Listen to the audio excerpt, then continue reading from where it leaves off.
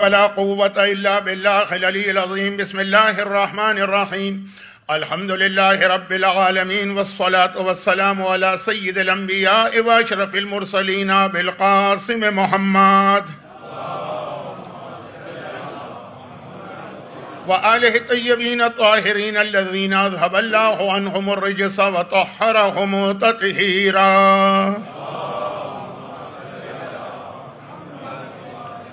سيما على الإمام المنتظر والحجة الثاني شرجل اللهم له الفرج، ولعنة الله على أعدائهم أجمعين من الأزل إلى الأبد. أما بعد، فقد قال الله عز وجل في كتابه المبين وفرقانه المتين وقرآنه المجيد وقوله الحق وهو أصدق القائلين. بسم الله الرحمن الرحيم. سبحان الذي أسرى بعبده ليلا من المسجد الحرام إلى المسجد الأقصى الذي باركنا حوله لنريه من آياتنا إنه هو السميع البصير.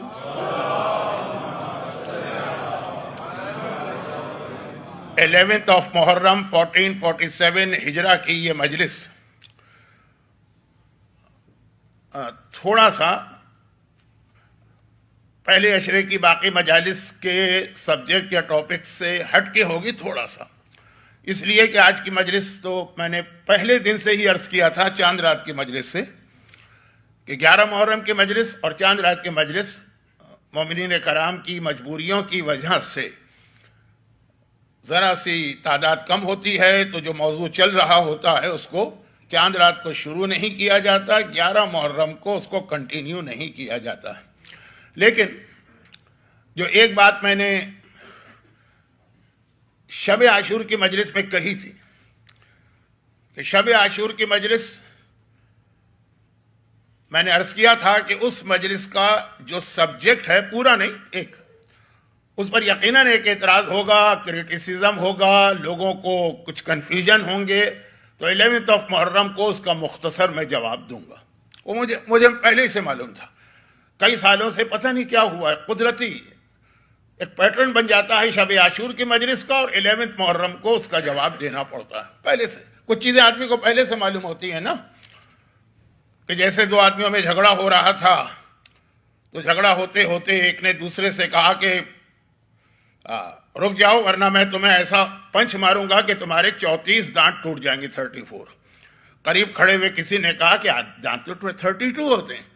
کہا مجھے پتا تھا تم بھی بولو گے، تو 2 دانت میں نے تمہارے پہلے سے اس میں شامل کر لیے. تو کچھ چیزیں ایسی ہوتی ہیں کہ آدمی کو پہلے سے پتا ہوتا ہے کہ یہ ہونے والا ہے. لیکن اب اس سے پہلے کہ وہ جو ایک اعتراض ہمیشہ ہونا چاہیے، ہونا بھی چاہیے، میں یہ بھی عرض کر رہا ہوں، ہونا بھی چاہیے، اور اس کا جواب بھی پھر آنا چاہیے، وہ آ رہا ہے. اس سے پہلے ایک ڈسکلیمر. کیا ٹیبو نہیں؟ وہاں میرے پاس لندن سے کسی کی ای میل آئی جو آن لائن مجلس سن رہے تھے، مولانا یہ ٹیبی ہے. میں نے کہا یہاں مجمع کچھ کہہ رہا ہے، آپ کچھ کہہ رہے ہیں، وہ ٹیبو ہے کہ ٹیبی ہے؟ کہا نہیں، یہ برٹش پروناؤنسیشن ٹیبی ہے. اب آپ یہاں آنے والے ہیں یہاں کے بعد، تو آپ سمجھ کے آئیے گا، امریکن پروناؤنسیشن لے کے یہاں انگلینڈ میں نہ آئیے گا، بچے آپ کا مذاق اڑائیں گے. خیر جو بھی ہو، اس کے علاوہ حوالے سے ایک ڈسکلیمر. دیکھیے بہت سی چیزیں ایسی ہوتی ہیں کہ اگر کبھی کسی اسٹیج پر جا کر وہ میڈیکلی پروو ہو جائیں تو مسئلہ چینج ہو جاتا ہے. اور جیسا کہ میں اس عشرے میں کئی بار یہ عرض کر چکا ہوں کہ بعض وجوہات کی بنا پر کچھ چیزوں کو سمجھانے کے لیے میڈیکل سائنس کی ایگزامپل دینا پڑتی ہیں. حدیث بھی ہے کہ العلم علمان، علم الادیان و علم الابدان. دنیا میں جتنے بھی علم ہیں اس میں اہم 2 ہی ہیں، یا ریلیجن کا علم یا یہ کہ انسان کے یا جسم کا، یعنی میڈیکل سے ریلیٹڈ. تو جب کبھی کوئی ایسی ایگزامپل آتی ہے میں عرض کر دیتا ہوں کہ دیکھیے جو اس سے پہلے 3-4 مجلسوں میں آیا کہ یہ جو میڈیکل سے ریلیٹڈ ہے مجھے نہیں بولنا چاہیے، لیکن چونکہ بہت سی بیماریاں ایسی ہیں جو میں بھی 50 سال یا 40 سال سے مبتلا ہوں، تو تھوڑا سا ایکسپیرینس، پھر بھی بہرحال آخر میں جا کے کنسلٹ یا کانٹیکٹ تو آدمی کو اپنے فزیشین سے یا جنرل جی پی سے کرنا ہوتا ہے، یا ویسے جو میڈیکل کے ماہر ہیں.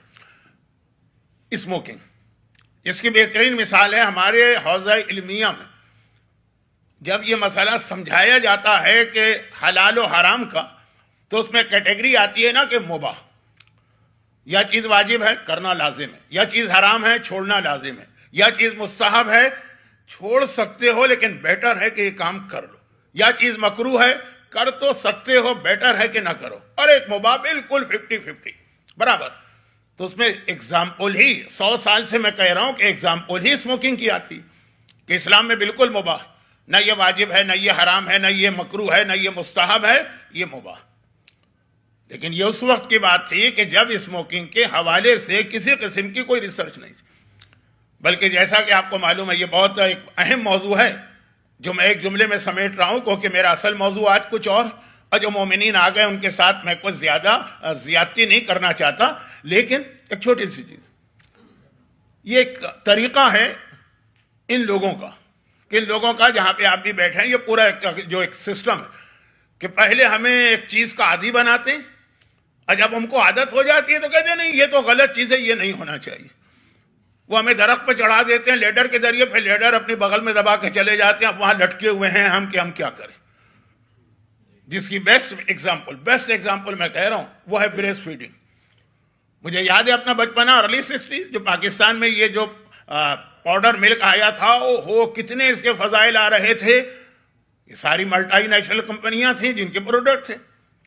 آج جب سب لوگ وہاں عادی ہو گئے ہماری عورتیں، تو اب انہوں نے کہا جی یہ تو بڑی خطرناک چیز ہے اور ہونا چاہیے بریسٹ فیڈنگ ہی، ماں کے دودھ سے بہتر کوئی نہیں۔ اب 2 نسلیں ہماری تباہ کر دی۔ اسموکنگ یہیں سے عادت ڈلوائی گئی نا، اب اس کے بعد کا اس کے اتنے سارے نقصانات۔ لیکن آپ کے علم میں ہے کہ اس وقت بھی عراق میں یا ایجپٹ میں، عرب دنیا میں بہت زیادہ اسموکنگ کا رواج ہے اور وہ اس کو اتنا نقصان دہ نہیں سمجھتے۔ لیکن یہاں جو ایک ماحول بن گیا ہے اور میڈیکلی پروف بھی ہوا ہے، لیکن ابھی تک مراجع کا فتویٰ تو یہی ہے نا کہ جب تک کہ کسی کو اپنے بارے میں یہ پتہ نہ ہو یا واقعاً یہ 100% شیور نہ ہو، اور اب غالباً ہو چکا، اس وقت تک یہ اسموکنگ کو تو حرام تو نہیں کہیں گے، مکروہ کہہ سکتے ہیں۔ حرام اس کے لیے کہیں گے جو بیماری کے اس سٹیج پر آ جائے کہ اب اس کے لیے ڈائریکٹ اس کا نقصان ہے۔ یہی مسئلہ شاید کزن میرج کا بھی ہو۔ تو ابھی تک کی جو ریسرچ ہے، ابھی تک کی جو معلومات ہیں، اس پہ میں نے بہت ریسرچ بھی کی، کیونکہ جیسا میں نے عرض کیا نا کہ دنیا کے کچھ ملکوں میں یہ بینڈ ہے لیکن کچھ، اور جہاں بینڈ بھی ہے تو وہاں پہ زیادہ سے زیادہ انہوں نے کہا یہ میرج انویلڈ ہے، اس کو کرمنل ایکٹ قرار نہیں دیا۔ صرف آپ کے یہاں کی آرٹ اسٹیٹ ہے جہاں یہ کرمنل ہے، لیکن باقی تو کہیں پر بھی نہیں۔ تو یہ بات تو میں نے کہی تھی، ابھی تک کی جو معلومات ہیں اور اسلام کا جو ایک عام مسئلہ ہے۔ اہل بیت اطہار کے گھرانے کی 90% شادیاں کزن میرج تھی، آپ کو بھی پتا ہے اور ہم کو بھی پتا ہے۔ لیکن اگر کبھی واقعا یہ چیز ثابت ہو جائے تو شاید مسئلہ اس وقت بدل جائے گا۔ لیکن وہ جو ایک میڈیا ماحول بناتا ہے پہلے، جو میں نے مثال وہ جو ماں کے دودھ کی یا بریسٹ فیڈنگ کی دی تھی نا، کہ پہلے جو ایک ماحول بناتا ہے نا، وہ بہت نقصان دہ چیز ہے، کیونکہ دجال کے آنے سے پہلے یہی ہوگا۔ اب یہ ایک الگ موضوع یہاں سے شروع ہو رہا ہے۔ تو ڈسکلیمر میرا یہ ہے کہ اگر واقعا میڈیکلی کبھی پروف ہو جائے تو مسئلہ پھر یقیناً اس وقت بدل جائے گا، ابھی تک تو یہ ثابت نہیں۔ اب آ جائیے، یہ تو ایک شب عاشور ہی کی مجلس میں یہ بات آئی تھی نا، اس سے ریلیٹڈ۔ اب اس سے پہلے کہ میں شب عاشور کی مجلس کا جہاں اینڈ ہوا تھا، عاشور کے دن تو پھر سوائے مصائب کی اور کچھ نہیں تھا نا، تو جو سبجیکٹ تھا نا اسی سے آج مجھے کنیکٹ کرنا ہے اپنے موضوع کو۔ اس کے لیے پھر ایک چھوٹی سی تمہید، اور یہ بھی ذہن میں رکھیے گا کہ آپ نے میری لاسٹ 3-4 اسپیچز میں دیکھا ہوگا کہ اس رات کو جو مصائب پڑھنا ہوتے تھے، میں خطبے کے بعد تھوڑا سا اس کی ایک تمہید باندھتا تھا۔ مصائب رات آخر مجلس میں آئیں گے، لیکن تھوڑا سا تذکرہ میں شروع میں کرتا تھا، ایک پریپریشن۔ آج بھی ایسا ہی ہے، آج جو مصائب آنے والے ہیں اس سے ریلیٹڈ چھوٹی سی ایک بات ہے، اور وہ میرا اصل ٹاپک اس سے ہٹ کے نہیں ہے۔ آیت میں نے قرآن کریم کی وہ تلاوت کی ہے جو بہت ہی مشہور آیت بھی ہے، اور یہ آیت وہ ہے جو ابھی میں ویسٹرن ماحول کی بات کر رہا تھا نا، کہ پہلے ایک چیز کہتے ہیں، بعد میں اپنا نظریہ بدل لیتے ہیں اور ہم اور آپ پھنس جاتے ہیں۔ یہ آیت مسلمانوں کی یہی ٹریجڈی بتا رہی ہے۔ یہ وہ آیت ہے جس میں 1400 سال سے شیعت ایک اسٹینڈ لے کے کھڑی ہوئی تھی، اور تمام مسلمان ہمارا مذاق اڑا رہے تھے اور کہتے تھے کیسا نان سینس مذہب ہے۔ اور آج آپ دیکھیے اتنے آرام سے انہوں نے اپنا ڈائریکشن چینج کیا، بالکل ریورس ڈائریکشن، اور اس طرح شو کر رہے ہیں کہ جیسے وہ ہمیشہ سے اس بات کو مانتے تھے۔ لیکن 1400 سال میں سے کم از کم 1300 سال تک پوری شیعت ٹونٹنگ کا اور مذاق کا نشانہ بنتی رہی اس آیت کے اس سٹینڈ پر جو امام نے ہمیں اور آپ کو دیا کہ دیکھو اس میں کمپرومائز نہ کرنا۔ اب وہ ہے کیا؟ یہ سورہ بنی اسرائیل کی پہلی آیت، اور سورہ بنی اسرائیل 15ویں پارے کا پہلا سورہ ہے، تو اس کا نام بھی اسی آیت پر ہے، سبحان اللہ، پاک ہے وہ ذات اسرا جو رات کے وقت لے کے گئی بے عبدہ اپنے بندے کو، من المسجد الحرام الی المسجد الاقصی، مسجد حرام سے مسجد اقصی کی جانب۔ راوی نے پوچھا مولا تو جس طرح اللہ اپنی قدرت بتا رہا ہے کہ دیکھو پاک ہے وہ اللہ جو اپنے بندے کو لے کے گیا، تو مسجد اقصی تک جانا تو کوئی اتنا کمال نہیں۔ امام نے فرمایا تم کیا سمجھ رہے ہو، کون سی مسجد اقصی؟ یہ دنیا والی نہیں، کہا یہ مسجد اقصی سے مراد ہے 7ویں آسمان پر جو بیت المعمور ہے، اس کا نام مسجد اقصی۔ دنیا میں 2 کعبے، دنیا میں نہیں، یونیورس میں، یونیورس میں 2 کعبے، ایک اوریجنل اور ایکچول کعبہ ہے جو 7ویں آسمان پر ہے، جسے بیت المعمور کہا گیا، جس کی قرآن نے سورہ طور میں قسم کھائی، اور بعض دعاؤں میں بھی آیا ہے۔ بیت المعمور وہ اصل کعبہ ہے، اسے مسجد اقصی بھی کہا گیا۔ کیوں؟ اقصی عربی کا لفظ ہے جس کے معنی سب سے دور، سب سے دور، جو دنیا، جو کائنات کا سب سے آخری ہے، اس کے آگے کچھ نہیں۔ اقصی کے یہ معنی، اقصی عربی کا لفظ ہے سب سے دور، کا چونکہ وہ سب سے دور ہے، آخری 7ویں آسمان کے آگے تو کچھ نہیں ہے نا، اس لیے اس کا نام مسجد اقصی۔ تو وہ ایک کعبہ ہے، اور ایک کعبہ دنیا میں۔ یہ کعبہ جو ہے نا، یہ کاپی ہے، کیا کہ انگلش میں ریپلکا، اس کعبے کی کاپی اس دنیا میں بنائی گئی۔ اور ہسٹری بھی یہی ہے، جب آدم اس دنیا میں آئے تو کہا خدا بندہ بس ایک افسوس ہے کہ وہ کعبہ چھوٹ گیا جو جنت میں جس کا میں طواف کرتا تھا۔ خدا نے کہا یہاں بنا لو کعبہ۔ جس فلسفی اور لاجک پر ہم لوگ تعزیے بناتے ہیں یا شبی بناتے ہیں روزوں کی، وہ یہی کعبے کی فلسفی۔ کہا کہ کعبہ چھوٹ گیا، زیارت نہیں کر پا رہے، وہاں جا نہیں پا رہے فی الحال، تو یہاں اس کی ایک شبی بنا لو، ریپل کر۔ یہ شبی ہے، یہ کعبہ جو اس وقت دنیا میں، اور اس کے چاروں طرف بھی ایک مسجد ہے۔ اس مسجد کا نام ہے مسجد الحرام، حرام مانے احترام، اور وہ کعبہ اس کے چاروں طرف بھی ایک مسجد ہے، اس کا نام ہے مسجد اقصی۔ اب ادھر زیادہ ڈیٹیل ہو گئی جس کی فی الحال ضرورت نہیں تھی، تو جلدی سے میں، کیونکہ مسجد اقصی سن کر ہمارے ذہنوں اس مسجد اقصی کی اہمیت کو کم نہیں کر رہا ہوں، لیکن قرآن جس کو کہہ رہا ہے وہ 7ویں آسمان کی مسجد ہے۔ سبحان الذی اسری بعبدہ لیلا من المسجد الحرام الی المسجد الاقصی، پاک ہے وہ پروردگار جو اپنے بندے کو اس دنیا کی مسجد الحرام سے اس 7ویں آسمان کی مسجد تک لے کر گیا۔ کیوں لے کے گیا ہے؟ مقصد کیا اس سفر کا؟ لنریہ من آیاتنا، تاکہ اسے دکھائے من آیاتنا، اپنی نشانی۔ انہ هو السمیع البصیر، اللہ سمیع اور بصیر ہے، نشانی دیکھا۔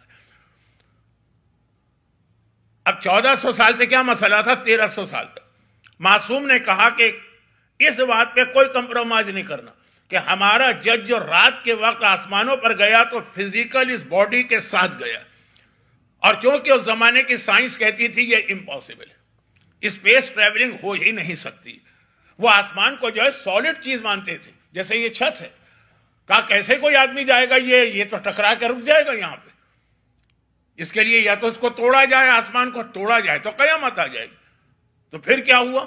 کہا سائنس کہتی ہے امپاسبل ہے، تو ہم قرآن کو چینج کریں گے اکارڈنگ ٹو سائنس۔ تو اب یہ پیغمبر کی فزیکل وہاں پہ یہ ٹریولنگ نہیں تھی، پیغمبر یہاں سو رہے تھے، صرف پیغمبر کی روح گئی تھی خواب میں۔ تو خواب میں تو پتہ نہیں ہم کہاں ہو کے آ جاتے ہیں، کتنی معراجیں ہمیں خواب میں ملتی ہیں، خاص طور پر اگر آپ نے رات کو ماش کی دال یا مونگ کی دال کھائی ہو تو عجیب و غریب قسم کے خواب آتے ہیں نا۔ تو کہ یہ کیا کمال ہوا، اس کو خدا کہے کہ میں پاک ہوں، میری عظمت کو دیکھو۔ امام نے کہا دیکھو جو 4 چیزوں کا انکار کرے گا وہ سب کچھ ہو جائے گا، ہمارا شیعہ نہیں رہے گا، وہ ہمارا شیعہ نہیں رہے گا، نکل جائے گا شیعت سے۔ جو 4 چیزوں کا انکار کرے، پہلی چیز ہی اس میں تھی ہمارے جد کی معراج جسمانی، جسم کے ساتھ گئے۔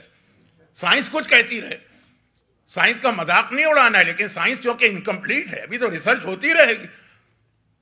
امام نے کہا کہ جسم کے ساتھ گئے، اور اس کے بعد باقی 3 چیزوں میں سے 2 چیزیں تو بڑی خطرناک ہیں، اس کو مومن ڈائجسٹ نہیں کر پاتا۔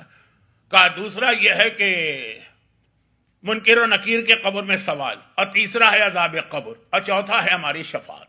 اب یہ پوری ایک حدیث، ایک مجلس ہے، تو آج تو ویسے ہی وقت کم ہے، اور میرا ٹاپک بھی ہر صورت میں کل آنے والا کل نیکسٹ ڈے مجھے مکمل کرنا ہے، تو میں جلدی سے آگے بڑھ رہا ہوں کہ امام نے اسٹینڈ لیا۔ خیر یہ لفظ امام کے لیے ٹھیک نہیں، ہم سے کا اسٹینڈ لو، دنیا مذاق اڑا رہی، اڑانے دو۔ سائنس کہتے ہیں جاہل لوگ ہیں، سائنس کے اگینسٹ جا رہے ہیں، کہنے دو۔ سارے مسلمان تو اپنے آپ کو چینج کر گئے کہ سائنس کہتی ہے کہ پاسبل نہیں ہے، تو وہ کہتے ہیں ہاں پاسبل نہیں۔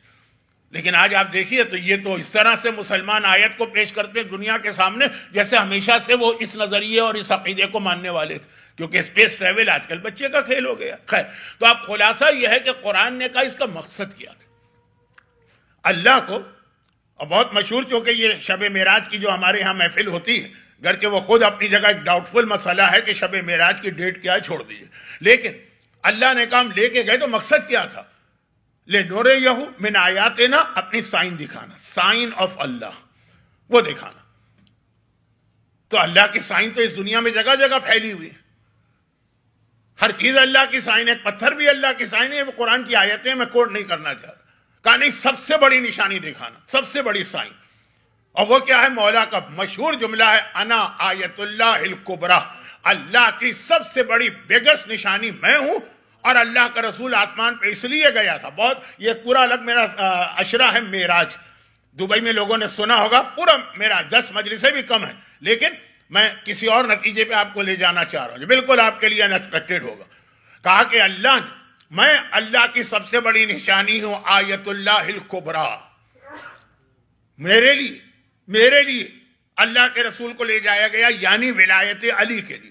اچھا معراج کب ہوئی تھی؟ آخری معراج، یہ فائنل معراج کی بات ہو رہی، جب پیغمبر مدینہ ہجرت کر کے جا رہے تو مکے کے کافروں کے پاس ایک پرابلم تھا ہی نہیں، وہ تو صرف یہ کہتے تھے اللہ ہے کہ نہیں ہے یہ ثابت کرو، ہے لیکن ایک ہے، ایک سے زیادہ نہیں ہے، یہ پروف کرو، بس وہ یہاں رک جاتے تھے۔ مدینے میں پیغمبر جائیں گے تو وہاں اہل کتاب ہیں، وہاں جوز ہیں، وہاں بک کے ماننے والے، ان کے پاس رسالت کا عقیدہ بھی، اور رسالت کے ساتھ ان کے پاس ولایت کا عقیدہ بھی ہے کہ ہر نبی کا ایک جانشین ہوتا ہے۔ تو اب پیغمبر وہاں پہنچیں گے تو پہلا سوال یہ کریں گے اگر تم سچے نبی ہو تو تمہارا کون جانشین ہے، وصی کون ہے؟ دیکھیں آج بھی شیعت کے اوپر الزام لگایا جاتا ہے کہ انہوں نے یہ عقیدہ وصی ہونے کا وہ فلاں عبداللہ ابن سبا یہودی سے لیا تھا کیونکہ یہ ان کا عقیدہ۔ تو اب پیغمبر مدینے جائیں گے، پہلا سوال مدینے میں یہ ہوگا، اللہ آسمان پہ لے کے گیا، اس سوال کا جواب تیار کیا جا رہا ہے، ولایت علی کا عقیدہ شب معراج پیغمبر کو دیا گیا، علی اللہ کی سب سے بڑی نشانی ہے، ولایت کا عقیدہ، ولایت کے عقیدے کا مطلب یہ ہے کہ تمہارا وصی کون ہے، جانشین کون ہے، ولی کون ہے۔ غدیر خم کا اعلان تھا، لیکن میسج دیا گیا شب معراج، اور غدیر میں کہا گیا کہ اس کو پبلک میں سب کے سامنے پیش کرو۔ لیکن یہ تو بہت مشہور بات میں نے کہی ہے، کوئی نئی بات نہیں کہی ہے، ذرا سا آپ کو لگا ہوگا وقت اس میں زیادہ لگ گیا، ہم کو تو معلوم ہے نہیں، جو چیز نہیں معلوم تو ہوگی، لیکن جو میں کہنا چاہتا ہوں، اب ولایت علی کا اعلان تو دیا گیا، اس کے ساتھ ایک چیز اور دی گئی۔ اب بہت ساری دنیا میں ایسی پروڈکٹ ہوتی ہیں، جب ہم خریدنے جاتے ہیں نا تو جو دکاندار ہوتا ہے یا سیلز مین ہوتا ہے یا خود کمپنی، اس کے ساتھ ہی ایک ساتھ میں ایک چیز اور دیتی ہے کہ لے جائیے، یہ اس چیز کا پروٹیکشن ہوگا، یہ اس کی حفاظت کے لیے، کوئی قیمتی چیز ہے کہاں رکھنا ہے مثلا اس کے لیے انہوں نے ایک باکس دے دیا۔ میں اپنی بات کروں کہ میں جہاں رہتا ہوں وہاں پہ ایک خاص اسٹور سے میں کبھی فرنیچر لیتا ہوں، جب لینے جاتا ہوں وہ ساتھ میں ایک اسپرے بھی دے دیتا۔ یہ کس لیے کہا کہ یہ اس کے پروٹیکشن کے لیے اس کو اسپرے کرتے رہیے گا تاکہ یہ پالش والی رنگ ونگ نہ اڑے، اس کی لکڑی کو نقصان نہ پہنچے۔ میں بات کو مختصر کر رہا ہوں، تو ساتھ میں ایک چیز دی جاتی ہے تاکہ اس کی حفاظت بھی ہوتی رہے، اس کی مینٹیننس، اس کا پروٹیکشن۔ ولایت علی دی گئی شب معراج، یہ اصل مقصد تھا، لیکن ساتھ میں اور کیا دیا گیا؟ اسی رات کو ولایت علی کے ساتھ نماز بھی عطا کی گئی ہے۔ نماز شب معراج واجب ہوئی ہے، اس سے پہلے اگر نماز تھی بھی تو صرف 2 تھیں، ایک مغرب اور ایک فجر۔ شب معراج پوری نمازیں مکمل ہوئی، 5 کی 5 نمازیں، تو گویا ولایت علی کے ساتھ نماز دے کر یہ بتایا گیا کہ ولایت وہیں محفوظ رہے گی جہاں پہ انسان نمازی رہے گا۔ یہ نماز پروٹیکشن ہے ولایت علی کا، نماز اور ولایت میں کوئی کنٹراڈکشن نہیں ہے کہ آپ کہیں کہ اگر ہم علی والے ہیں تو ہم کیوں نماز پڑھیں، اور جو نماز پڑھتے ہیں وہ علی والے نہیں ہیں، نہیں، کنٹراڈکشن نہیں۔ اور میں ایک چھوٹا سا ایک جملہ کہہ دوں، پہلی دفعہ میں آپ کے علاقے میں 10 دن کے لیے آیا ہوں، اس سے پہلے بھی آیا تھا تو کیا 2 گھنٹے کے لیے ایک مجلس پڑھ کے چلا گیا تھا، لیکن واقعا مجھے یہاں دیکھ کے خوشی ہوئی کہ ایک ایسا جو ماحول میں نے دیکھا، صرف ایک جملے میں، آگے نہیں، وہ ایک جملے میں، کہ یہاں پہ جو نمازی ہیں وہ ماتمی بھی ہیں، جو ماتمی ہیں وہ نمازی بھی ہیں۔ ورنہ دنیا میں نے دیکھا ہے کہ نماز ہوتی ہے تو ماتمی باہر کھڑے رہتے ہیں، اور ماتم ہوتا ہے تو نمازی باہر کھڑے رہتے ہیں، لیکن یہاں میں نے دیکھا کہ دونوں۔ تو خیر، یہ ولایت علی، اس کا پروٹیکشن ہے نماز۔ اور آئیے اس کے حوالے سے 1-2 چھوٹی باتیں اور عرض کر دوں کہ یہ نماز شب عاشور کی مجلس کا اختتام اس پہ ہوا تھا نا کہ there should be no compromise on نماز، لیکن اب اس کے 2-3 حوالے سے اس چیز کو میں اور ہائی لائٹ کر کے پھر وہ جو ایک شب عاشور کا ایک اعتراض ہے اس کا جواب بھی دے دوں۔ اگر وقت نہ ملا تو شاید وہ کل بات چلی جائے، لیکن پہلے یہ سن لیجئے نماز کتنی اہم عبادت ہے، اسے معمولی نہ سمجھیے، یہ ولایت علی کا ایک حصہ۔ ولایت علی ہمارا عقیدہ ہے، نماز جو ہے نا اس کا ایک پریکٹیکل اسپیکٹ ہے۔ نماز جب پیغمبر واپس آئے معراج سے، نماز کا مزہ لیجیے، نماز کو بوجھ نہ سمجھیے، نماز کو برڈن نہ سمجھیے، نماز کو یہ نہ سمجھیے کہ زبردستی کوڑے مار مار کے آپ سے نماز پڑھوائی جا رہی ہے، پڑھنا تو ہے۔ قرآن کریم نے منافقوں کی کیا نشانی بتائی؟ سورہ نساء آیت نمبر 142، ان المنافقین یخادعون اللہ وہو یخادعهم۔ یہ جو منافق ہے نا، سب سے زیادہ منافق کہاں نظر آئے تھے؟ کربلا کے میدان میں لشکر یزید۔ اسی لیے اعمال عاشورہ میں سورہ منافقون کی تلاوت ہے۔ عاشورے کے دن جو نماز پڑھ رہے ہیں نا تو اس کے اندر سورہ منافقون ضرور پڑھا، تاکہ وہ کربلا اور لشکر یزید، یہ خود ایک لمبا سبجیکٹ ہو جائے گا، میں ادھر نہیں جا رہا ہوں، لیکن آپ یاد رکھیے کہ سورہ منافقون کی تلاوت یا نماز جمعہ میں کی جاتی ہے یا عاشور کے اعمال کی جو سنت نماز۔ اب قرآن پہچان بتا رہا ہے، سائن آف منافقین۔ کیسے پہچانیں گے منافق ہے کہ نہیں؟ کیونکہ منافق تو کہتے ہیں اسے جو میک اپ کر کے آتا ہے، کافر کو پہچاننا آسان ہے، وہ صاف کہہ دیتا ہے کہ میں اسلام میں نہیں ہوں۔ منافق تو کہتا نہیں میں مسلمان ہوں، تم سے زیادہ پکا مسلمان ہوں۔ ان المنافقین یخادعون اللہ وہو یخادعهم، اس کا ترجمہ بھی ذرا مشکل ہو رہا ہے میرے لیے۔ کہا یہ منافقین اللہ کو دھوکہ دے رہے، ٹریکی ٹو اللہ، ڈیسیو اللہ، اور اللہ ان کو دھوکہ دے رہا۔ اب یہ لفظ اللہ کے لیے یہ لفظ استعمال کرنا بہت مشکل ہے، لیکن ٹائم بہت کم ہے نا، اس لیے میں آگے بڑھ رہا ہوں۔ یہ اللہ کو دھوکہ دے رہے۔ اب یہ تو میرا موضوع نہیں ہے کہ اس طرح دھوکہ دے رہے ہیں، کیا کیا ان کی حرکتیں، اس کے بعد کی چیز ان کی پہچان قرآن بتا رہا ہے کہ منافقین کی پالیسی کیا؟ پالیسی یہ اللہ کو دھوکہ دینا، لیکن سائن کیا ہے، کیسے پہچانیں؟ اذا قاموا الی الصلاۃ قاموا کسالی، یہ نہیں کہا وہ نماز نہیں پڑھتے، نماز تو پڑھیں گے، انہیں تو شو کرنا ہے نا کہ وہ ہم جیسے ہیں، وہ سارے وہ کام کریں گے جو ہم کرتے ہیں۔ اگر وہ یہ کام نہیں کریں گے تو بالکل ڈفرینشیٹ ہو جائے گا، یہ الگ ہیں یہ الگ، تو وہ ہمارے بیچ میں آ کے ہم جیسے بنیں گے تو نماز پڑھیں گے، لیکن قاموا کسالی کا بہت ہی سستی سے، کسالہ لیزینس کے ساتھ پڑھ تو رہے ہیں نماز، انداز سے ہی لگ رہا زبردستی پڑھ رہے ہیں، کھڑا کر دیا گیا ان کو سب میں، اب سب لوگ نماز پڑھ رہے ہیں، تو یہ اگر 2 آدمی الگ کھڑے رہیں گے تو فوراً نگاہوں میں آ جائیں گے، یہ بھی آ کے کھڑے ہو گئے۔ وَهُمْ يُرَاءُونَ، اور یہ نماز پڑھ رہے دکھاوے کے لیے، یہ قرآن نے کہا ریاکاری۔ وہ جو آیت جو یزید نے کوٹ کی تھی اس میں بھی یہ لفظ ہے، میں ادھر بھی آ رہا ہوں۔ تو اب یہ پہچان بتائی گئی ہے کہ نماز تو پڑھ لیں گے لیکن زبردستی نماز پڑھیں گے، ان کے اسٹائل سے لگ جائے گا کہ یہ نماز دل سے نہیں پڑھ رہے ہیں۔ یہ لفظ یاد رکھیے گا کیونکہ 1-2 باتیں مجھے اس سے ریلیٹڈ آگے مومنوں کو بھی کہنا۔ یہ قرآن نے 2 جگہ یہ پہچان بتائی۔ خیر، تو منافقین کی پہچان یہ بتائی کہ نماز پڑھیں گے، لیکن ان کی نماز ہی اتنی سستی والی نماز ہوگی، لاپرواہی والی نماز ہوگی، اسٹائل سے ہی لگ جائے گا کہ زبردستی یہ نماز کی صفوں میں لا کے کھڑے کیے گئے۔ مگر یہ نماز مزہ، اس کا میں نے کہا مزہ، بوجھ سمجھ کے نہ پڑھے، منافقین کے اسٹائل والی نماز مومن نہ پڑھے، ایک مزہ ہوتا۔ وہ مزے کے لیے صرف ایک حدیث پڑھ رہا ہوں، ورنہ تو یہ پوری میری مجلس ہے۔ بار بار عرض کر رہا ہوں کہ میرا ایک اشرا پورا معراج پر ہے، شارجہ کا، دبئی کا نہیں، دبئی کا تھا قبر میں کام آنے والی نیکیاں، وہ ابھی کسی نے اس کا ریفرنس دیا۔ خیر، زندہ رہا، کبھی اور موقع ملا، کسی اور تاریخوں میں آیا، پہلے اشرے میں تو اچھا نہیں لگتا وہ موضوع، تو بات ہوگی، لیکن اب سنیے، پیغمبر آئے، پورا آسمانوں کا سفر طے کر کے واپس آئے۔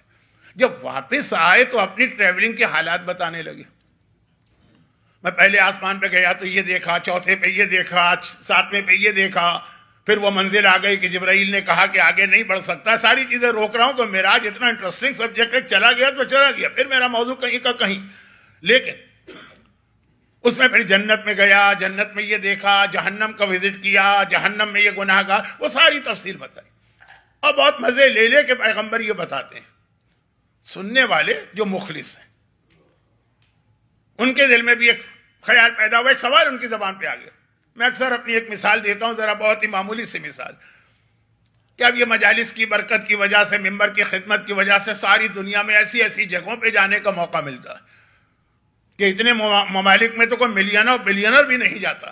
ایسے ایسے علاقوں، کوئی دنیا کا کون سا علاقہ چھوڑا، صرف ایک ساؤتھ امریکہ نہیں جا سکا میں، وہاں پہ شاید اردو کا رواج نہیں، اور ایک کانٹیننٹ ہے انٹارکٹیکا کا، وہاں سنا ہے صرف پینگوئن ہے، تو پینگوئن کے سامنے کیا مجلس پڑھوں. خیر، تو خلاصہ یہ ہے کہ باقی ساری دنیا، کیا میں اس ذاتی طور پر اس پوزیشن میں ہوں کہ دنیا کا اتنا کروں وزٹ.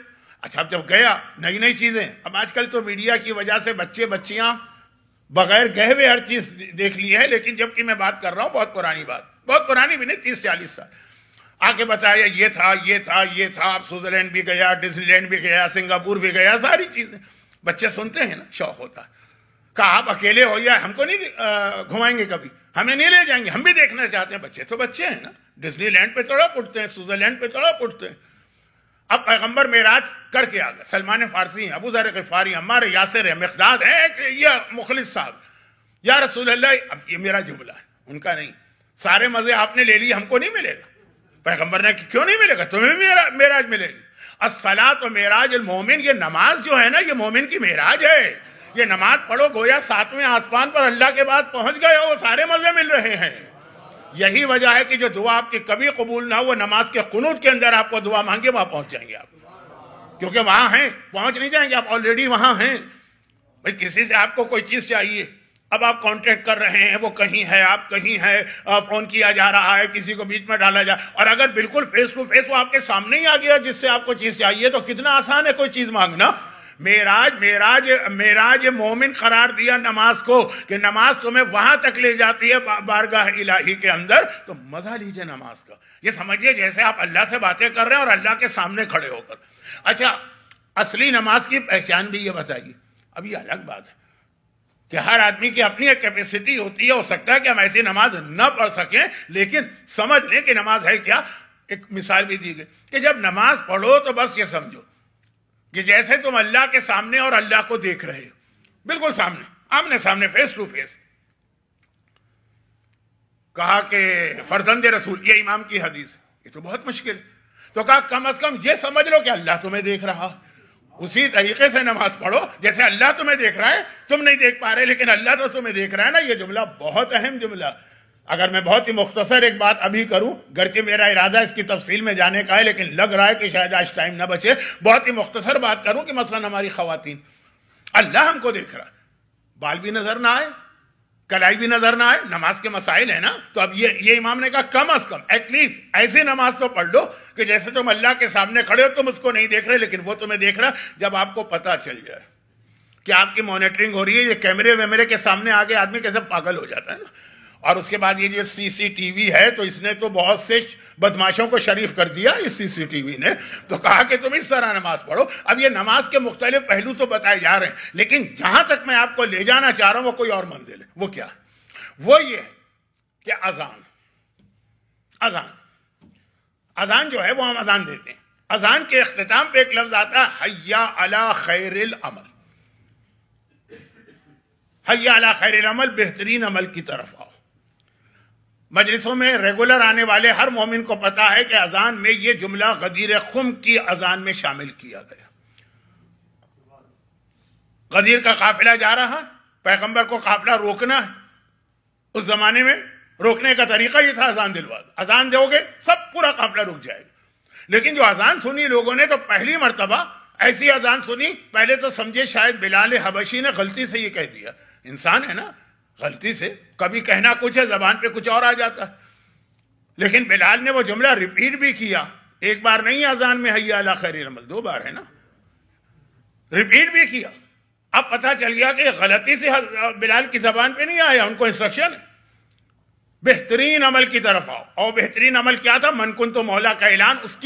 اس اعلان کی وجہ سے قافلے کو روکا گیا اور اس کی تیاری کرائی گئی اذان میں یہ جملہ شامل کر کے. تو اب یہ بھئی غدیر کے قافلے کو روکا گیا نا، ہمارا تو آج کوئی قافلہ نہیں ہے نا، ہم کو تو نہیں روکنا ہے. پھر بھی کہا یہ اذان میں جملہ کہو تاکہ قیامت تک یہ جملہ سن کے تمہیں ولایت علی اور من کنت مولا یاد آتی رہے.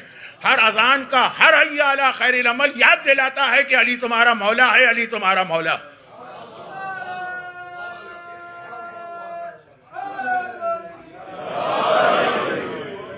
چلے وہاں سمجھ میں آ گیا قافلہ جا رہا تھا تو اس کو روکنا تھا، کوئی اعلان تو کرنا تھا نا.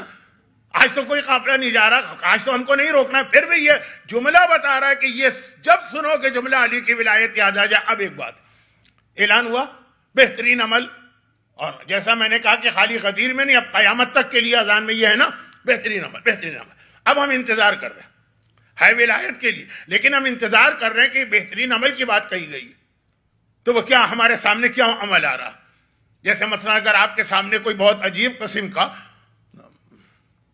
آج یہ جو کھانے ہوتے ہیں نا ریسٹورانٹ میں، آج کل تو ان کے عجیب و غریب قسم کے نام ہوتے ہیں، پہچاننا مشکل ہوتا ہے کہ کیا چیز پک کے آ گئی ہے. وہ چائنیز کھانوں کے نام، وہ فرینچ بھی بہت مشہور ہے مینیو کے اندر، عجیب و غریب نام ہوتے ہیں. ہم نے کہا ٹھیک ہے بھائی، ہم نے آرڈر دیا، دیکھیں سامنے آتا کیا. کبھی پتا چلتا ہے کہ جیسے ماؤنٹین چکن ہم نے منگوا لیا چائنا میں، پتا چلا وہ مینڈک کو کہتے ہیں فراک کو. ہم نے کہا ماؤنٹین چکن تو بھی بہت بڑا چکن ہوگا نا، تو بہت ہی مزیدار ہونا چاہیے. اب وہ نام کچھ تھا، جو چیز سامنے آئی پتا چلا کہ وہاں چائنا میں ماؤنٹین چکن کہا جاتا ہے فراک کو یا مینڈک کو. تو اب توقع ہوتی ہے نا کہ آپ نے کہا میں نے فلاں چیز کہی، یا مجھ سے کہا گیا فلاں چیز آ رہی، تو جو چیز آئے گی وہ وہی ہوگی، لیکن الٹا ہو جاتا ہے کبھی. اب یہاں دیکھیے کہا گیا بہترین عمل کے لیے آؤ، حیا حیا حیا. آج کل ہم لوگ یہ کہتے ہیں اور صحیح کہتے ہیں حیا علی العزا، حسین کی عزاداری کے لیے آؤ. یہ چاند رات کو ہماری اذان ہوتی ہے حیا علی العزا. لیکن خیر بہترین عمل. اب ہم نے کہا شاید ہم کو بٹھا کر، ذرا میری نیت کو دیکھیے گا، الفاظ کو نہیں، شاید ہم کو بٹھا کر مولا کا کوئی قصیدہ سنایا جائے گا، ولایت کا اعلان ہے نا حیا علی خیر العمل. شاید مولا کے کچھ معجزات سنائے جائیں گے. کہا بہترین عمل کی طرف آؤ، یعنی ولایت علی. تو اب یہ ولایت علی سے ریلیٹڈ کوئی بات ہوگی، شاید غدیر کے واقعات سنائے جائیں گے. ہم انتظار کر رہے ہیں کہ حیا علی خیر العمل کہہ کے اللہ نے ہمیں مسلح پہ کھڑا تو کرا دیا. اب اس کے بعد آ کیا رہا ہے معلوم، ہم انتظار کر رہے تھے. میں ان کا انکار نہیں کر رہا ہوں، لیکن میں کہہ رہا ہوں کہ دیکھیں اسلام کا میسج کہ نہ قصیدہ سنایا گیا، نہ غدیر کی بات ہوئی. حیا علی خیر العمل کے بعد کیا کہا؟ اللہ اکبر، نماز شروع کرو. حیا علی خیر العمل غدیر خم ہے، اور غدیر خم کا جو پریکٹیکل اسپیکٹ ہے نماز ہے. تو خود حیا علی خیر العمل کے لیے چھٹے امام کی حدیث، یہ ہمارے دادا کی ولایت ہے. اور اس کے بعد حیا علی خیر العمل کے بعد نماز پڑھانا یہ بتا رہا ہے کہ یہ نماز ولایت علی کا عملی پہلو ہے، ولایت علی کا پریکٹیکل اسپیکٹ ہے. یہ نماز ہی ولایت علی کو بچانے والی ہے، یہ نماز ہی ولایت علی کو سمجھانے والی ہے. کیسے؟ اب سوال یہ کہ کیسے؟ میں ممبر پہ آ گیا، مجھے بولنا اس وقت آ رہا ہے، میری زبان نہیں لڑکھڑائی، تو جو دل چاہے میں کہتا چلا جاؤں. کوئی دلیل بھی ہونا چاہیے. ہاں یہ ولایت کو سمجھانے والی ہے نماز. مسجد ہے بھری پڑی ہے، باہر تک لوگ ہیں. اب آپ باہر، آپ کو جگہ نہیں ملی، آپ کو باہر جگہ ملی، آپ کو نظر نہیں آ رہا امام جماعت کیا کر رہا ہے اس وقت.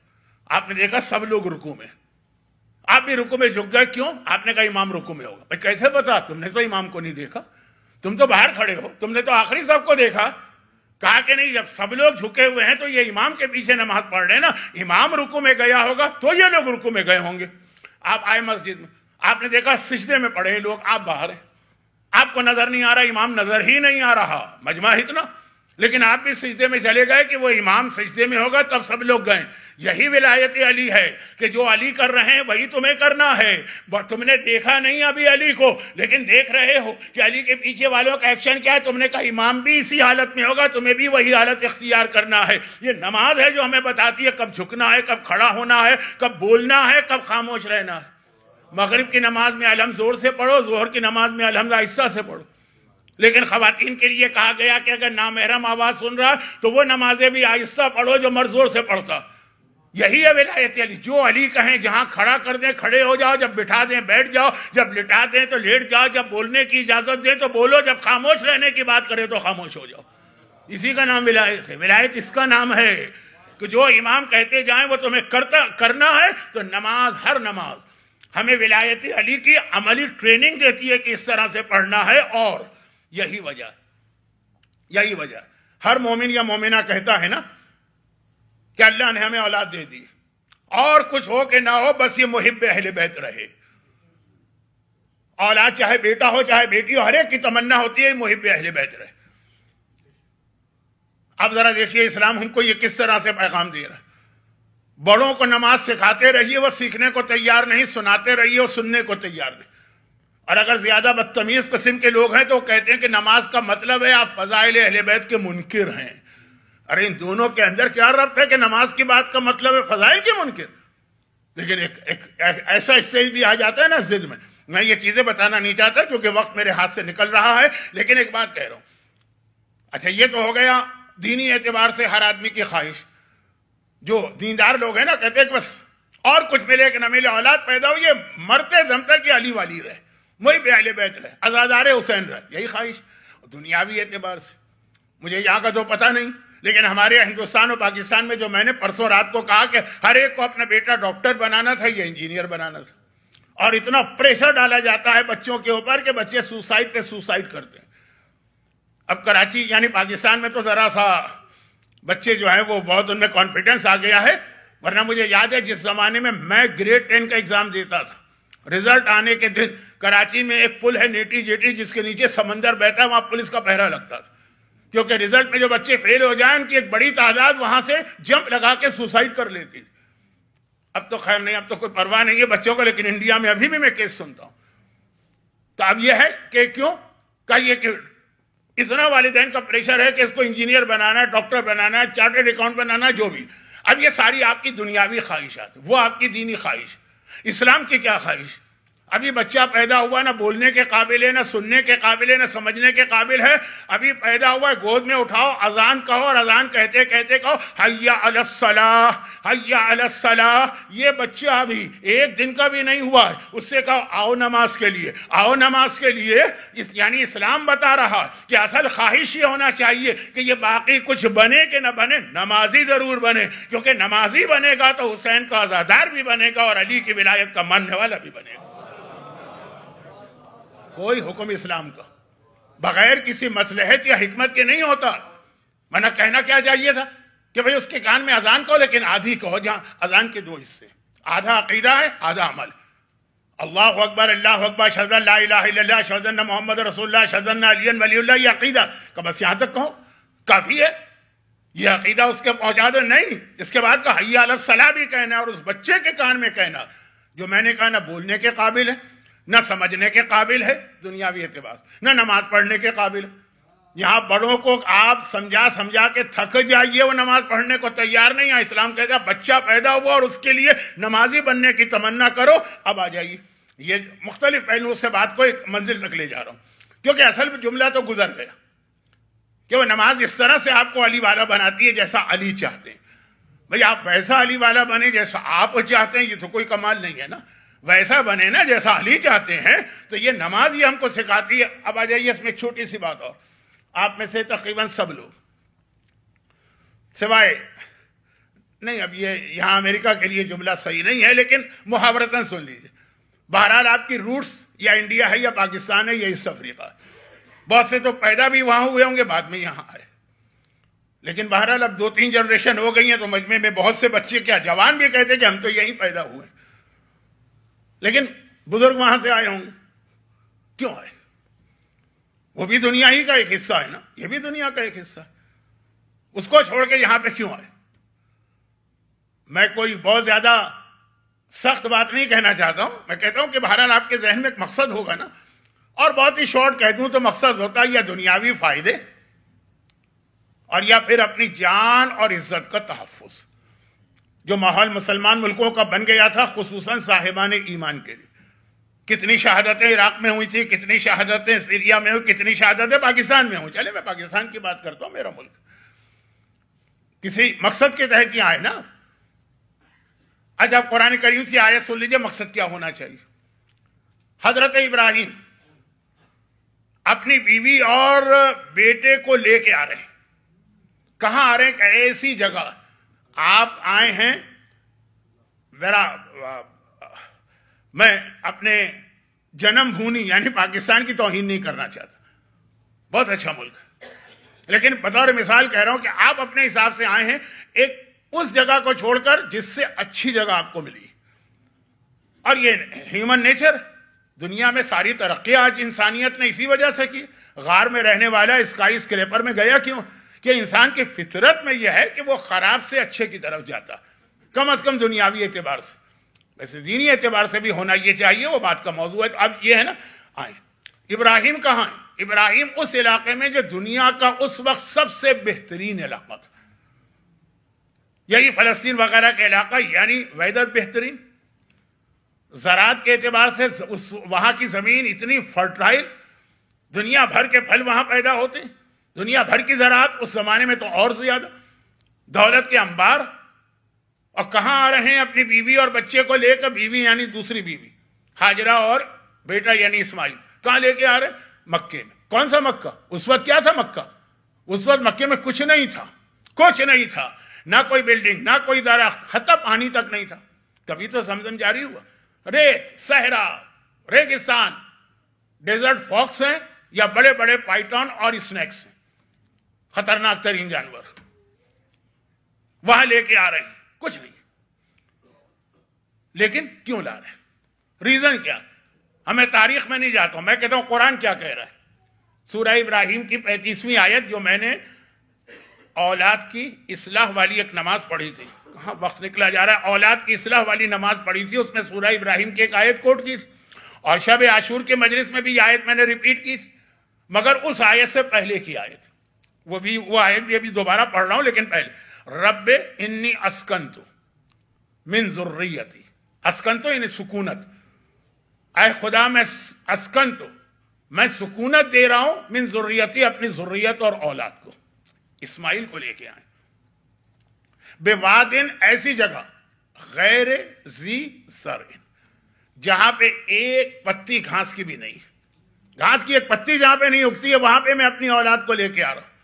آدمی تو ہمیشہ اولاد کو زیادہ اچھی جگہ لے جاتا ہے، ہر ایک کی فطرت ہے نا کہ جو اس نے ترقی کی ہے میری اولاد اس سے بہتر ہو. ہماری مائیں دستخط بھی نہیں کر سکتی تھی، انگوٹھا لگاتی تھی، لیکن خواہش تھی کہ بچے پڑھیں، ترقی کریں.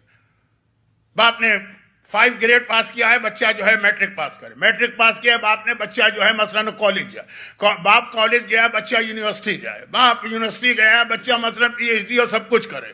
باپ نے یہ سب کیا ہے تو بچہ جہنم میں جائے. مقصد یہ کہ جتنی ہے ترقی. اب یہ ذرا میں نے کہا بہت خوش بات ہو گئی تھی، ترقی یہ ہوتا ہے نا.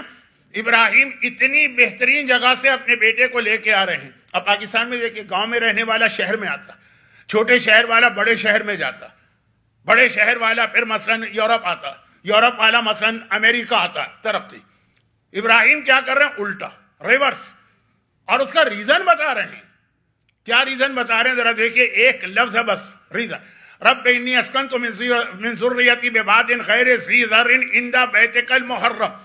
اور میں یہاں اس لیے لایا ہوں، یہاں تیرا قابل احترام گھر ہے. ریزن یہ نہیں ہے، یہ تو خالی وہ ایڈریس بتا رہے ہیں. ایڈریس کہ میں کہاں لایا ہوں جہاں گھاس کی پتی نہیں اگتی ہے. تو گھاس کی پتی تو اور کئی جگہوں پہ نہیں اگتی ہے. کہا نہیں، وہ گھاس کی پتی جو تیرے گھر کے قریب ہے. حضرت ابراہیم نے کعبہ بنایا نہیں، کعبہ پہلے سے تھا، تبھی تو یہ آیت آئی. ابھی تو ابراہیم فرسٹ ٹائم مکے آ رہے ہیں. کہا تیرے، ہاں ایسا کعبہ نہیں تھا، صرف اس کی فاؤنڈیشن تھی زمین کے نیچے، لیکن تھا. کہا کہ یہ ایڈریس بتا رہے ہیں، گھاس کی پتی تو کئی جگہ نہیں اگتی ہے، وہاں کہیں اور نہیں جا رہا ہوں میں، ڈیزرٹ سہارا ڈیزرٹ میں نہیں جا رہا ہوں میں، گوبی ڈیزرٹ میں نہیں جا رہا ہوں میں، یہاں آ رہا ہوں جہاں پہ تیرا گھر. کیوں آ رہا ہوں؟ قرآن کی آیت ہے، سورہ ابراہیم آیت نمبر 31 32 33. رب انی اسکنت من ذریتی بواد غیر ذی زرع عند بیتک المحرم لیقیموا الصلاۃ، تاکہ یہ بچے نمازی بنیں. ابراہیم مکے کے آباد ہونے کا ریزن کیا بتا رہے؟ خانہ کعبہ بننے کا ریزن کیا بتا رہے؟ حج عبادت کا ریزن کیا بتا رہے؟ پیغمبر کی ولادت مکے میں ہونے والی ہے، ریزن کیا بتا رہے؟ تاکہ بچے کو نمازی بنانا، اس لیے بچے کو یہاں لے کے آ رہا ہوں. پھر آگے وہ آیت جو میں نے پرسوں پڑھی تھی، رب اجعلنی مقیم الصلاۃ ومن ذریتی، خداوندہ تو نے مجھے بہت دیا، لیکن بس اولاد کے لیے دو ہی خواہشات ہیں، امامت بھی اولاد کو دے اور نمازی بھی۔ امامت اور نماز کا کتنا گہرا تعلق ہے، اتنا کہ ایک حدیث کو میں مختصر کر کے پڑھ رہا ہوں، آج ٹائم نہیں، کسی کو اعتراض ہو تو بعد میں سن لیجئے گا، کہ جہاں پہ نماز آتی ہے نا، صحیح نماز، وہیں پہ پھر امامت باقی رہتی ہے، اور اگر انسان کے پاس نماز نہ ہو تو آہستہ آہستہ اس کے ہاتھ سے دامن ولایت چھوٹنے لگتا ہے۔ یہ پوری ایک تقریر ہے۔ اب لیکن اب یہ نماز کی اتنی اہمیت کیوں بتائی جا رہی؟ اچھا، پیغمبر آسمان پہ گئے، نماز لے کے آئے، حسین کربلا گئے، نماز بچا کے آئے۔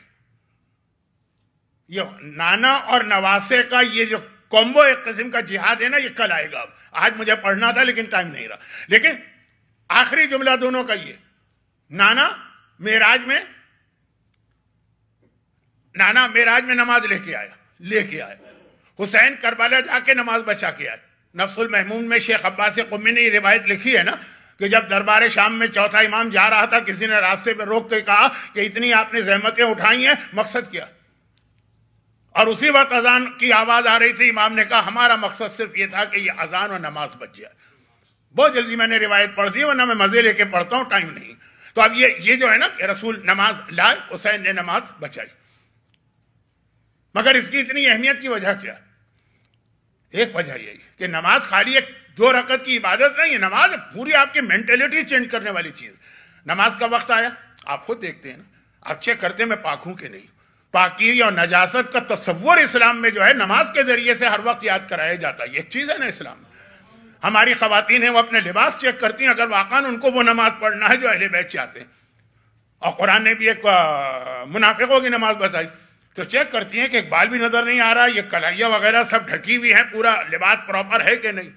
آپ نماز پڑھتے ہیں تو ابھی نماز اسٹارٹ سے پہلے آپ کو دیکھنا پڑتا ہے یہ پانی سے وضو کر رہا ہوں، یہ پانی مباح بھی ہے کہ اس میں کسی کا حق تو شامل نہیں ہے، کسی کا مال غصب کر کے تو یہ نہیں پڑھ رہا ہوں۔ حتیٰ 99% مراجع کا یہ فتویٰ ہے کہ وضو تو چھوڑیں، آپ نے وضو کیا، اس کے قطرے جہاں پہ گریں گے وہ زمین بھی اگر غصبی ہے یعنی کسی اور کا حق ہے، قطرے وہاں گر رہے ہیں وضو کے سے کوئی تعلق نہیں، تب بھی آپ کا وضو غلط ہو گیا، اور وضو نہیں ہے تو نماز نہیں۔ تو آپ یہ دیکھیں پوری مینٹلٹی آپ کی چینج ہو رہی، اس میں حقوق الناس بہت اہم ہوگا۔ اچھا اب آپ کہیں گے کہ کسی اور کی زمین، واقعی چھوڑیے، باپ مر گیا، 2 بھائی تھے، ایک بھائی نے قبضہ کر لیا، دوسرے بھائی کو محروم کر دیا، یہ بھائی جو اپنے باپ کی آدھی میراث کا حقدار تھا، اب یہ حرام ہو گیا اس کے لیے مکان نا، بہنوں کا حصہ نہیں دیا جاتا، بھائیوں کا نہیں دیا جاتا۔ دنیا کے کچھ ملکوں میں الٹا ہوتا، جتنا ملنا چاہیے تھا مثلاً بیٹی کو اس سے زیادہ مل گیا، غصبی ہو گئے۔ تو اب یہ نماز، یہ وضو، ابھی نماز شروع بھی نہیں ہوئی، اب آپ نماز پڑھنے والے ایسے نہیں پڑھتے، چیک کرتے ہیں قبلہ کس طرف۔ اب یہ جو ساری احتیاط اسلام بتا رہا ہے نا، یہ آپ کی ایک مینٹلٹی بناتی ہے کہ ہر چیز کے اندر، ہر لقمے میں، ہر قدم پہ دیکھنا ہے خدا کیا چاہتا ہے، بھئی قبلہ کیوں ڈھونڈ رہے؟ قرآن کی ایک آیت بھی ہے، بس ٹائم میرے پاس نکلا جا رہا۔ آیت کیا؟ سورہ بقرہ ہی کی تو آیت ہے جہاں وہ قبلے والی آیتیں آئی ہیں نا، اس کے بعد کہ مشرق و مغرب اللہ کے لیے، فَسَمَّا تُوَلُّوا وَجْهُ اللَّهِ، جس طرف بھی رخ کرو وہ تو اللہ اس طرف۔ امام نے اس کی تشریح کی والتفسیر، کہا یہ واجب نماز کے لیے نہیں ہے، یہ نافلہ نماز کے لیے۔ نافلہ نماز بھی اگر سواری میں پڑھو، چلتے پھرتے، تو اجازت ہے کہ جس طرف چاہے رخ کر لو۔ فرزند رسول یہ اجازت ہے، کہا ہمارا جج رسول خدا سے بڑا نمازی کون ہوگا؟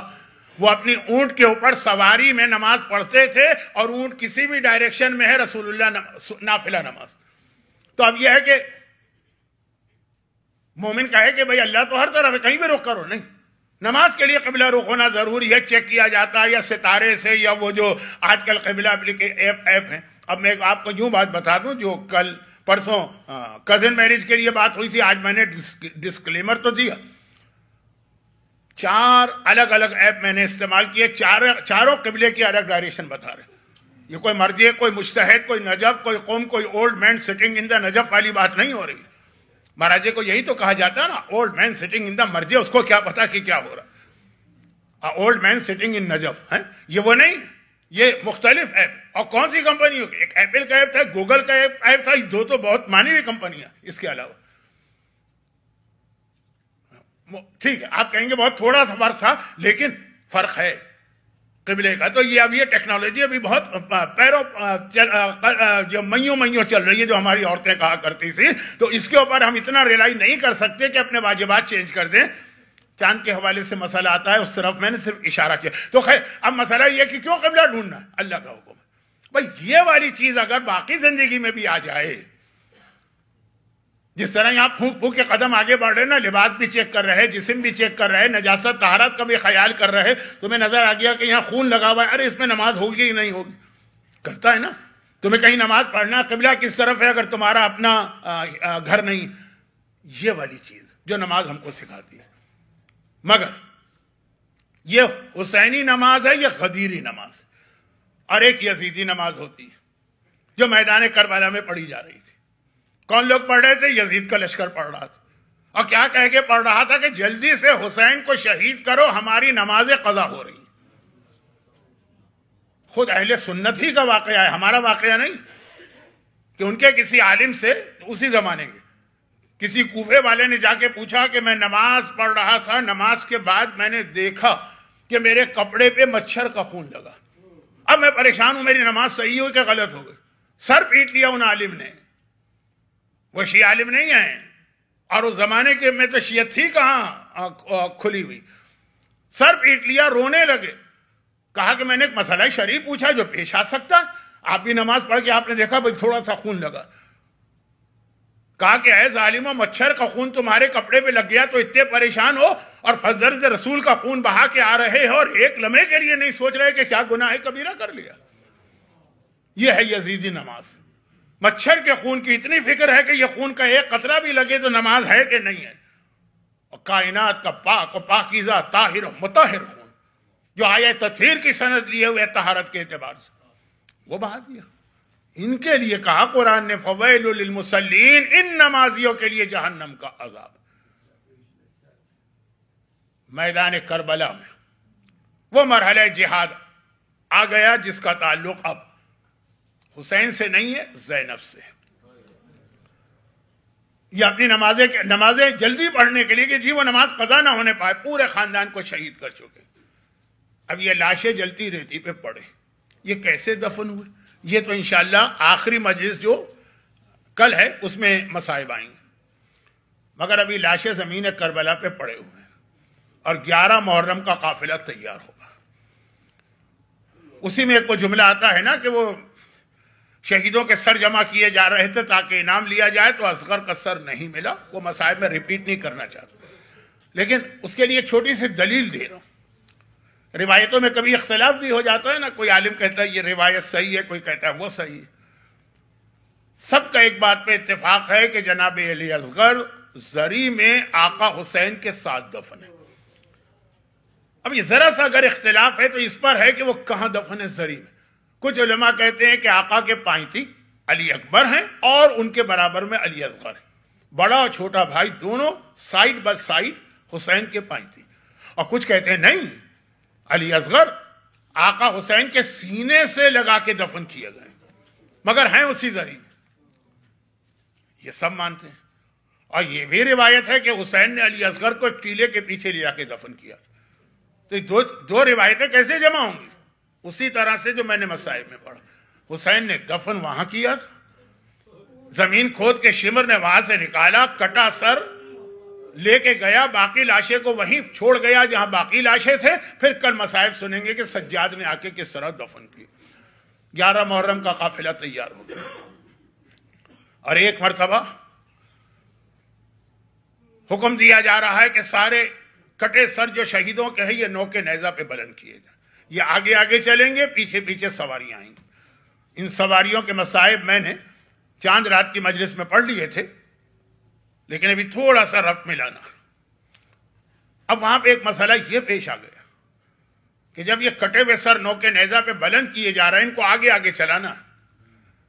ایک سر ہے جسے 3 مرتبہ نوک نیزہ پہ بلند کیا گیا، وہ تینوں مرتبہ زمین کربلا پہ گر گیا. یہاں تک کہ عمر سعد کہنے لگا کہ بھئی ہمیں دیر ہو رہی ہے، کوفے پہنچنا ہے، حاکم کا دربار، وہاں جا کے انعام لینا ہے، یہ تو بہت دیر ہو رہی ہے. سپاہیوں نے کہا کہ اس سر نیزے پر رک ہی نہیں رہا. تو اس نے کہا اچھا خولی تو ایسا کر یہ کٹا سر اپنے گھوڑے کی گردن میں باندھ لے. اور جب خولی کا گھوڑا کربلا سے کوفہ گیا اور راستے میں چلا اور دوڑتا تھا تو جب کبھی بھی وہ سر جھکا کے دوڑتا تھا یہ کٹا سر زمین سے ٹکرا کے جاتا تھا. کربلا کے واقعے کے بعد کسی نے مولا سجاد سے پوچھا تھا مولا وہ کس کا سر تھا؟ مولا نے آنکھیں جھکا کے کہا وہ میرے چچا ابوالفضل عباس کا سر تھا. راوی نے کہا مولا سارے سر نو کے نیزہ پہ بلند ہو گئے، عباس کا سر کیوں بلند نہ ہوا؟ مولا نے کہا تجھے کیا پتا میرا چچا کتنا غیرت مند تھا، جس نے کبھی گھر کے صحن میں بھی اپنی بہنوں کو ننگے سر نہ دیکھا. کیا نو کے نیزہ سے وہ یہ منظر برداشت کر سکتا ہے کہ میری بہنیں ہیں بلوہ عام میں نامحرموں کے درمیان ننگے سر جا رہی؟ حسین عباس برداشت نہ کر سکا اور حسین بھی برداشت نہ کر سکا، کیونکہ اب یہ قافلہ چل کے کوفے میں داخل ہو گیا. آج کے مسائل میں کوفے میں داخل ہو رہا ہے قافلہ. بعض علماء ایک روایت پڑھتے ہیں کہ جیسے ہی یہ کوفے کے دروازے پہ پہنچا ایک مرتبہ کسی کی آواز آئی السلام علیک یا ابن رسول اللہ، اے فرزند رسول میرا سلام لیجیے. زینب گھبرا گئی، یہ دشمنوں کا شہر ہے، یہاں ایسا کون آ گیا کہ جو میرے بھائی کو اتنے احترام سے سلام کر رہا؟ دائیں دیکھا بائیں دیکھا، یہ سلام کون کر رہا؟ کہ ایک مرتبہ دوسرا سلام زینب کے لیے آیا السلام علیک یا بنت رسول اللہ، اے رسول کی بیٹی اور آپ بھی میرا سلام لیجیے. اب زینب نے پہچان لیا کوفے کے دروازے پہ بے سر کا ایک لاشا لٹک رہا ہے اور یہ سلام کی آواز وہاں سے آ رہی. زینب کبریٰ نے پوچھا ارے تو ہے کون جو ہمیں سلام کر رہا؟ کہا شہزادی میرا سر کاٹ لیا گیا اس لیے آپ پہچان نہیں پا رہی. میں آپ کا سفیر مسلم ابن عقیل ہوں، پہلے سے آپ کے استقبال کے لیے در کوفہ پہ آ گیا ہوں. اور اس حالت میں زینب بازار کوفہ میں داخل. ایک لفظ انگریزی میں استعمال ہوتا ہے کانفلکٹ آف انٹرسٹ. کبھی ایسا ہوتا ہے کہ دو آدمیوں میں اختلاف ہو جاتا ہے ایک مسئلے پر. اب یہ بازار کوفہ میں قافلہ داخل ہوا. پرانے بازار بہت تنگ گلیاں، جیسے کراچی میں کھارادر، جیسے لاہور میں موچی دروازہ، جیسے مثلا حیدرآباد میں شفا خانہ کا علاقہ، چھوٹی چھوٹی گلیاں اور چھوٹے چھوٹے مکان. عمر سعد کو جلدی ہے کہ اس قافلے کو دربار ابن زیاد میں پہنچائے. کیوں؟ جتنے جلدی جائے گا اتنے جلدی انعام ملے گا. اور ادھر ابن زیاد کا آرڈر آ رہا ہے کہ قافلے کو دربار میں نہ لانا، بازار میں روک لینا. کیوں؟ وہ دو ریزن بتاتا ہے. پہلی وجہ بتاتا ہے کہ ابھی ہمارا دربار جو ہے نا وہ ڈیکوریٹ نہیں ہوا ہے، ڈیکوریشن انکمپلیٹ ہے، اتنا ٹھہر جاؤ کہ میں دربار کو سجا دوں. اور دوسری وجہ بتاتا ہے کہ یہ کیا ہوا کہ تم ایک بار قافلے کو لے کے آ گئے. میرا دل چاہتا ہے اتنی دیر یہ قافلہ بازار میں رکے کہ کوفے کا ہر شخص محمد کی نواسیوں اور علی فاطمہ کی بیٹیوں کو اچھی طرح سے دیکھ لے. ہاں یہ اوباش، یہ غنڈے، یہ بدماش زینب کبریٰ، ام کلثوم، مخدرات، عصمت و طہارت کو دیکھ. اس لیے قافلہ روکا گیا، تیرے دربار کی ڈیکوریشن کمپلیٹ نہیں ہوئی. دیکھیں بغیر محمل و ہماری کے بیٹھی ہیں سیدانیاں. جلتا ہوا سورج ہے، گرمی کا موسم ہے، وہ دھوپ میں جلے کوئی بات نہیں، میرا دربار سجنا چاہیے. وہ دھوپ میں جلے کوئی بات نہیں، ایک ایک شخص کوفے کا انہیں دیکھ لے. غیرت مند حسین برداشت نہ کر سکا، کٹے ہوئے سر نے سورہ کہف کی تلاوت شروع کر دی تاکہ سارے مرد جو ہیں یہ معجزہ دیکھ کے ادھر آ جائیں، میری بہنیں بچ جائیں. اور ہوا کیا؟ یہ قافلہ روک دیا گیا. اب یہ قافلہ جو رکا نا تو پرانے زمانے کے مکانوں کی چھتیں نیچے ہیں. حبیب ابن مظاہر کی بیوہ کا واقعہ میں نے پڑھا تھا. زینب کا اونٹ جہاں پہ رکا ہے یہ ایک بہت ہی بوڑھی مومنہ ام حبیبہ کا گھر ہے. مومنہ ہے لیکن بہت بوڑھی ہو چکی ہے، پوری دنیا سے کٹی ہوئی ہے. کوئی ایسا اس کا گھر میں فیملی ممبر نہیں. کل اس نے حاکم کا حکم سنا تھا کہ ہمارا وکٹری سیلیبریشن ہونے والا ہے تو سارے مرد بازار میں نکلے، ساری عورتیں مکان کی چھتوں پہ بیٹھے، زرق برق لباس پہن کے. یہ بھی آ کے بیٹھ گئی. حکم حاکم. دیکھا کہ میرے گھر کے سامنے جو اونٹ رکا اس پہ کوئی بیوی سفید بالوں سے اپنا چہرہ چھپائے بیٹھی، کان میں گود میں ایک ننھی سی بچی. اب وہ بچی کون ہے سمجھ میں نہیں آ رہا، لیکن اس کے کان پہ جمع خون تو یہاں سے بھی نظر آ رہا، رخسار پہ تماچوں کے اور نیل کے نشان تو یہاں سے نظر آ رہے. اور پھر دیکھا بچی نے سر اٹھایا، کہا پھوپھی اماں یہ تو سارا نانا کے کلمہ پڑھنے والوں کے شہر ہے، کیا یہاں بھی مجھے پانی نہیں مل سکتا؟ میرا کلیجہ پھونکا جا رہا. اب زینب تو کیا جواب دے. ام حبیبہ نے سنا، برداشت نہ کر سکی، تڑپ کے گئیں گھر میں، کوزہ پانی کا لے کے آئیں اور ہاتھ بڑھا کے اس بچی کے حوالے کیا शब आशूर जो जुमला मैंने कहा था अरबी का जुमला, प्यासा प्यासा हो लेकिन हाथ में पानी आ जाए तो प्यास और बढ़ जाती है।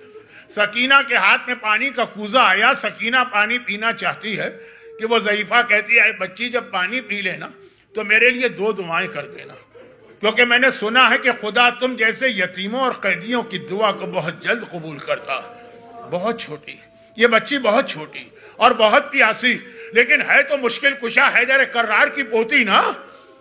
कहा पहले बता तेरी दुआ क्या है, पहले तेरी हाजत पूरी की जाएगी फिर सकीना पानी पिएगी। कहा मेरी पहली दुआ तो अभी अभी मेरे दिमाग में आई है, तुझे देखकर खुदा मेरे बच्चों को तेरी तरह यतीम कैदी ना बनाए।